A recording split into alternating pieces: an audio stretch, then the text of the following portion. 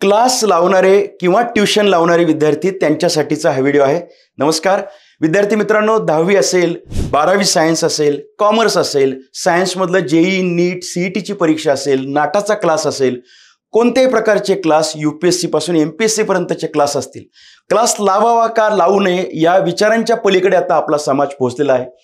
ज्यांना ज्यांना यश मिळवायचे ती मंडळी अधिकाधिक प्रयत्न कॉम्पिटंट बनण्यासाठी किंवा अधिक चांगलं शिकण्यासाठी, मला असं वाटतं की याचं मी समर्थन करतोय का नाही करत ते हा मुद्दा देखील आता आपण बाजूला ठेवू, परंतु बरीच मंडळी क्लास लावतात आणि क्लास लावल्यानंतर त्या अधिक चांगल्या पद्धतीचं शिक्षण मिळवण्यासाठीचा प्रयत्न करतात। त्यासाठी पालक देखील अनुकूल असतात। संपूर्ण शिक्षण व्यवस्था आता या रचनेतून जात असताना आपल्याला आजचा व्हिडिओचा विषय त्याबद्दल काही न बोलता मुळात बोलायचे की क्लास आणि ट्यूशन लावलाय, आता त्याचा सगळ्यात जास्त फायदा कसा करून घ्यावा। क्लास किंवा ट्यूशन लावल्यानंतर किंवा शिकवणी लावल्यानंतर आपण काय करावं याच्या काही मोजक्या गोष्टींवरती मी तुमच्याशी अत्यंत वेगाने बोलणार आहे। नंबर 1 ची गोष्ट आहे ती गोष्ट म्हणजे आपण जर क्लास लावलेला असेल, आपल्या आईबाबांनी आपल्यासाठी पैसे भरलेले असतील, तर एकही दिवस त्या ठिकाणी आपण गेलेलो नाही, आपण ॲब्सेंट राहिलोय असं होता कामा नये। आपण दररोज आपण क्लासला जायला हवं, आपण त्या ठिकाणी शिकण्यासाठी जायला हवं। काही मुलं क्लासचे पैसे भरतात परंतु त्या ठिकाणी त्यांचा ॲब्सेंटिझम खूप असतो आणि म्हणून त्या ठिकाणी खूप पैसे भरून देखील त्यांना यश मिळालेलं दिसत नाही। नंबर 2 ची गोष्ट आहे ती म्हणजे वेळेत जाणं आणि वेळेत येणं।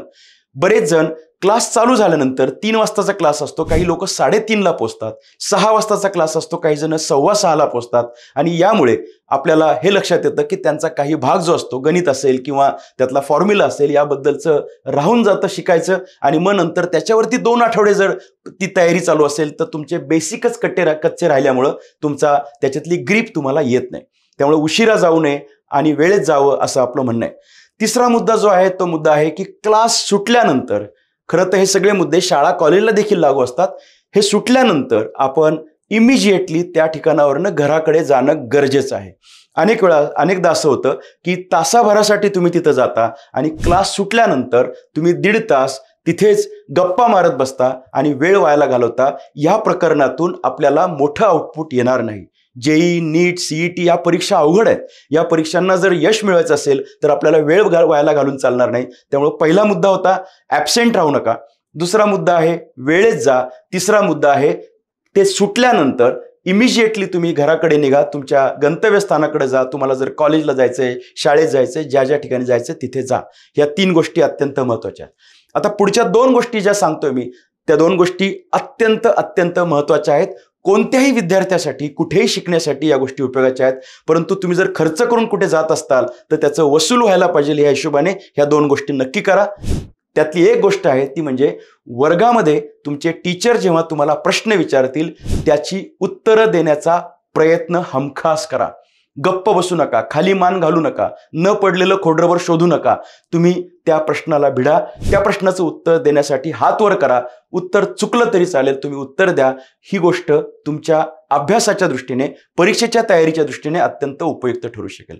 त्याचा पुढचा इमिजिएटली मुद्दा आहे ते म्हणजे वर्गात जे काही शिकवलं जात आहे, वर्गात जे काही तुम्हाला सांगितलं जातंय त्याबद्दल, ती गोष्ट नवीन आहे तुमच्यासाठी। ज्या ज्या ठिकाणी तुम्हाला डाऊट्स वाटतात, ज्या ज्या ठिकाणी तुम्हाला कळलेलं नाही असं वाटतंय, ज्या ठिकाणी तुम्ही ब्लँक झाला असं वाटतंय, ज्या ठिकाणी तुम्हाला इंटरेस्ट वाटत नाही, त्या ठिकाणी तुम्ही हात वर करून त्या सरांना किंवा मॅडमला प्रश्न विचारा आणि तुमचा जो डाऊट आहे तो डाऊट क्लिअर करा। कारण तुम्ही त्यासाठी पैसे भरलेले असतात, तुमचं डाऊट त्याच ठिकाणी क्लिअर व्हायला पाहिजे। नंतर मग तुम्हाला या सगळ्या गोष्टींमधून आवड निर्माण होत नाही, तुम्हाला त्या विषयांचा राग यायला लागतो, तुम्ही अभ्यास करत नाही आणि अंतिमतः कमी मार्क्स पडतात आणि पालक म्हणतात की एवढा खर्च केला तो वायाला गेला। मला असं वाटतं की आपण या 2 गोष्टी, वर्गामध्ये प्रश्नांची उत्तरं देणं आणि शिक्षकांना अडलेल्या गोष्टी आणि शंका या प्रश्न स्वरूपात विचारणं, या 2 गोष्टी देखील आपल्याला करणं गरजेचं आहे। जेव्हा आपण हे सगळं करतोय तेव्हा बऱ्याच वेळा त्यांचा होमवर्क किंवा असाइनमेंट्स नावाच्या काही गोष्टी असतात। काही मंडळी फक्त तिथं जाऊन येणे हीच गोष्ट करतात आणि महत्त्वाची गोष्ट म्हणजे दररोजचा होमवर्क आणि दररोजच्या असाइनमेंट्स ह्या पूर्ण केल्या जात नाहीत। पालकांनी सुद्धा याच्याबद्दल जागरूक राहण्याची गरज आहे की आजची असाइनमेंट कोणती आहे, आजचं सबमिशन तुम्हाला उद्या काय दाखवायचं आहे, होमवर्क काय दिलेला आहे, ते जर आपलं पूर्ण झालं असेल तरच आपल्याला त्या शिकवलेल्या गोष्टीचा फायदा होणार आहे. तुम्हाला समजा 3 गणितं सोडवायला दिलेली आहेत, वर्गात सोडवलेली आहेत आणि त्यानंतर 10 गणितं सोडवायला दिलेली आहेत, तर ती 10 गणितं तुम्ही सोडवलीच पाहिजेत. ते जे करणार नाहीत त्यांचं नुकसान असं होणार आहे की ते हुशार होते पण परीक्षेमध्ये कमी मार्क्स पडले. त्यामुळे ही जी गोष्ट आहे की होमवर्क किंवा घरचा अभ्यास किंवा असाइनमेंट ह्या आपण पूर्ण केल्या पाहिजेत. त्याही पुढची गोष्ट अशी आहे की जेव्हा आपण या सगळ्या आकलनानंतर किंवा वर्गात शिकवल्यानंतर आपण जेव्हा वैयक्तिक स्तरावरती आपला अभ्यास करायला जातो, त्यानंतर तिथे ज्या आपल्या गोष्टी शंका येतील, काही ज्या गोष्टी सुचत नाहीत असं कळेल किंवा एखाद्या क्वेश्चन पेपरमध्ये विचारलेला एखादा सम आपल्या लक्षात येत नाही असं वाटेल, तुम्ही सीएचा पण क्लास लावत असताल किंवा काही ठिकाणी तसं ॲडिशनल कोचिंगसाठी जात असताल, तर या ठिकाणी तुम्ही कुठल्या तरी वर्षी एक प्रश्न विचारलाय, तो ह्या सिलेबसवरचा होता पण तो मला याच्यातून सुटत नाहीये, तेव्हा त्या आपल्या रिसोर्स पर्सनला म्हणजे त्या प्रोफेसरांना आपण ते विचारलं पाहिजे आणि तो डाऊट देखील आपण क्लिअर केला पाहिजे. असं जर केलं तर आपला तो चाललेला जो सिलेबस आहे तो सिलेबस आपला कोरिलेशनमध्ये आपण राहू, आपण त्याच्यासोबत राहू. आता इन केस तुम्ही ही जी ॲडिशनल व्यवस्था केली आहे कोचिंगची व्यवस्था, खरं तर जुन्या काळात अशी काही व्यवस्था नसायची, पण आता जे लोक करतात बाबा ते कोचिंग लावले, आता त्याचा कनेक्ट पुन्हा आपल्या शाळेशी किंवा कॉलेजमधल्या लेक्चर्सशी सुद्धा असणार आहे.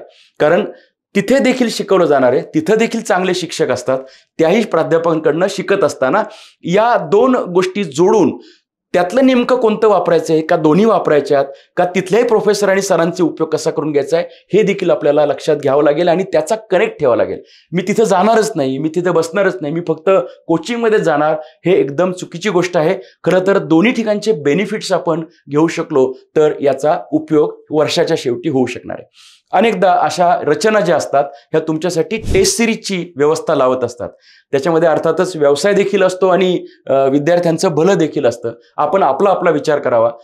आपण एखाद्या मोठ्या परीक्षेला बसणार असू तर कुठली का होणार टेस्ट सिरीज म्हणजे आपण वैयक्तिक घरातल्या लेवलला तरी करावी, आपल्या शाळेतली किंवा कॉलेजमधली तरी करावी, ती विनामूल्य असली ती देखील करावी. पण जर कुणी तुम्हाला जर ती एखादी टेस्ट सिरीज सांगितली असेल त्याचाही विचार करावा, कारण टेस्ट सिरीज ही तुम्ही एका विशिष्ट ॲटमॉस्फिअरमध्ये ज्या वातावरणामध्ये त्या ज्याला आपण म्हणूया की ते एक माहोल तयार असतो त्या ठिकाणी तुम्ही पेपर्स द्यायला पाहिजेत. त्यामुळं जर कुणी टेस्ट सिरीज घेत असेल आणि जर तुम्ही त्या टेस्ट सिरीजला पैसे भरणार असाल किंवा तुम्ही त्याला उपस्थित राहणार असाल तर ते सिरियसली केलं पाहिजे. नुसतंच प्रेझेंट राहणं, समजा 30 टेस्ट सिरीज आहे तर 30 क्वेश्चन पेपर तुम्ही सोडवायला जाणार आहात तर ते 30 क्वेश्चन पेपर सोडवण्यासाठीची प्रायर तयारी आधीच्या महिन्यापासून तुमची व्हायला पाहिजे. म्हणजे क्वेश्चन नंबर 1 जो आहे पहिल्या क्वेश्चन पेपरपासून त्या 30 पर्यंत तुम्ही प्रोग्रेसिव्हली ग्रो होत जाताल आणि मग त्या टेस्ट सिरीजचा उपयोग तुम्हाला होईल. तेव्हा असं जर काही तुम्हाला ऑनलाईन किंवा प्रत्यक्ष करून कोणी घेणार असेल तर ते सिरियसली करा, हा याच्या पुढचा मुद्दा होता. या सगळ्या गोष्टी आपण लक्षात ठेवल्या, आपण विचार करणार असू, आपण नोट्स काढणार असू, आपण असलेल्या नोट्स नीट वाचणार असू, या सगळ्या गोष्टींचं कोरिलेशन करून आपण ॲक्टिव्ह स्टडी करणार असू तर असं जे काही शाळा कॉलेज त्यासोबत कोचिंगची व्यवस्था जी आहे ती व्यवस्था आपली उत्तम राहील असं मला वाटतंय. यासोबतच तुम्ही वैयक्तिक स्तरावरती काही ऑनलाईन करणार असताल तर ते देखील याच्यामध्ये सिंक्रोनाइज करा.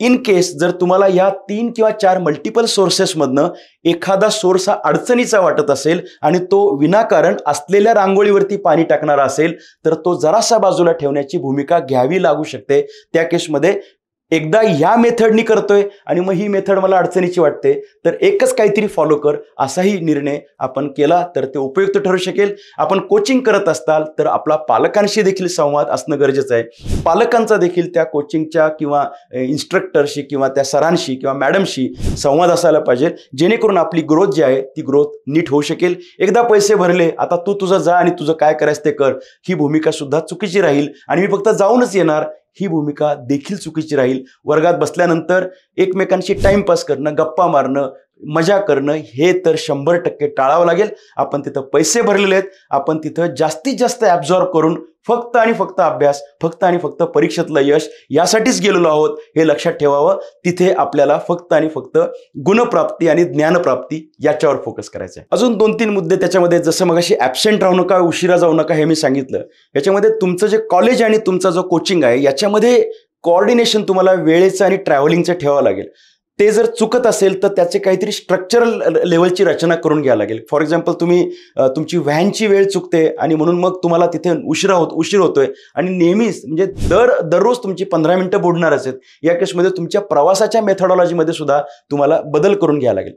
त्याचबरोबर कोचिंगच्या मंडळींनी जर तुम्हाला काही ऑनलाईनसाठीची वेगळी व्यवस्था निर्माण करून दिली असेल, त्यांचे यूट्यूबचे काही व्हिडिओज आणि या गोष्टी करून दिल्या असतील ज्या विनामूल्य असतील, मला असं वाटतं की त्याचा देखील पुरेपूर फायदा आपण हा घेतलाच पाहिजे. कारण ते जर तसा फायदा घेतला तर मग वर्गात चाललेलं ऑफलाईन आणि त्यासोबतचं ऑनलाईनचं ॲडिशनल कंटेंट हा तुमच्यासाठी उपयुक्त ठरू शकेल. मोठ्या परीक्षांना बसताना जेवढं व्यापक पद्धतीने आपण वाचू आणि समजावून घेऊ तेवढं उपयुक्त ठरू शकेल. अजून एक गोष्ट कोचिंगच्या लोकांनी देखील चालू केली पाहिजे किंवा ती असेल तर विद्यार्थ्यांनी त्याचा वापर केला पाहिजे. तो म्हणजे त्यांच्याकडे जर काही स्टडी मटेरियल किंवा काही रेफरन्स बुक्स असतील किंवा असं काही पुस्तकं असतील की जी अन्य ठिकाणी उपलब्ध नसतात, असं जर असेल तर मला तर खरं हा मुद्दा मांडताना हे मला पूर्ण कल्पना आहे की बहुतांश वेळा जे आपले कॉलेजेस असतात त्या ठिकाणी मोठमोठ्या लायब्ररी असतात, तर त्याचा देखील आपण वापर केलाच पाहिजे. परंतु इथे जर समजा काही वेगळं कस्टमाइज स्वरूपाचं तुमच्यासाठी केलं असेल तर त्याचा निश्चितपणे आपण रिसोर्स मटेरियलचा वापर केला पाहिजे. तिथल्याही रेफरन्स लायब्ररीमध्ये आपण बसलं पाहिजे, तिथलाही त्याचा बेनिफिट आपण घेतला पाहिजे. अजून एक गोष्ट आहे ती म्हणजे कोचिंगचे लोक बऱ्याच वेळा जाहिरात करत असतात की आमचे ह्या विद्यार्थ्यांना एवढे मार्क्स पडले, काय झालं. आपण खरोखर त्या माजी विद्यार्थ्यांच्या संपर्कात राहून, उदाहरणार्थ अमुक एक क्लासचा मागच्या वर्षी माजी विद्यार्थ्याला 100 पैकी 100 मार्क पडलेत, तर तुमच्या त्या सरांकडनं त्यांचा नंबर घ्यावा. जमलंच तर त्यांना सांगा की तुम्ही आम्हाला त्याच्याशी बोलण्यासाठी, एकत्रितपणे बोलण्यासाठी बोलवा कॉल आपल्या या सेंटरवरती. तर आम्हाला त्याच्याशी कारण तो मागच्याच वर्षी पासआउट आहे, म्हणजे त्याचे पण टिप्स असतील ते आम्हाला कळतील. त्यामुळे माजी विद्यार्थी जो यशस्वी आहे त्यांच्याकडून काही आपल्याला नॉलेज घेता येऊ शकेल का तुमच्या सर आणि मॅडमच्या मार्फत, ते आपण करावं. एकत्रित सुद्धा कोचिंगचे लोक करू शकतात किंवा जर ज्याला फार गरज वाटते, हे व्हिडिओ पाहणारे विद्यार्थी, त्यातल्या एखाद्या विद्यार्थ्याला वाटलं की सर तुम्ही सांगता तो मुद्दा बरोबर आहे, तर तुम्ही असा संपर्क करून ज्याला 720 पैकी 700 मार्क पडलेत त्या विद्यार्थ्याच्या टिप्स आपण घेऊ शकतो. आणि म्हणून याही रिसोर्सचा आपण चांगला वापर करावा आणि 100% त्या ठिकाणी अटेन्शन मोडमध्येच नॉलेज घ्यावं. हे जर झालं तरच मग ती ज्ञानप्राप्ती आणि गुणप्राप्ती होऊ शकते. धन्यवाद.